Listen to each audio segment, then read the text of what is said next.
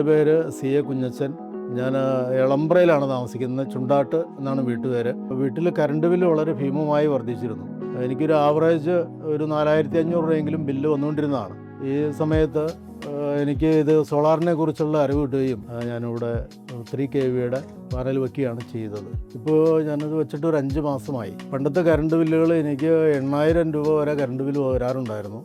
Average നോക്കുമ്പോൾ 4500 രൂപ എങ്ങനെയായാലും എല്ലാ മാസവും ഉണ്ട് കറണ്ട് ബില്ല്. അപ്പോൾ അതിൻ്റെ വെളിച്ചത്തിൽ ഇത് നമ്മൾ സോളാർ പാനൽ വയ്ക്കുക എന്നുള്ള കുറച്ച് തീരുമാനം എടുക്കുകയാണ്. എൻ്റെ വീട്ടിൽ സോളാർ പാനൽ ചെയ്തിട്ടുള്ളത് റെൻവോൾട്ട് എന്ന് പറയുന്ന ഒരു സ്ഥാപനമാണ്. വീട്ടുപകരണങ്ങളായിട്ടുള്ള എല്ലാ ഉപകരണങ്ങളും തന്നെ ഉണ്ട്. Oven, mixie, fridge, TV, 4 AC ഉണ്ട്. ഇതെല്ലാം ഇതിൽ നിന്ന് പ്രവർത്തിക്കുന്നു. വാട്ടർ ഹീറ്ററുണ്ട്.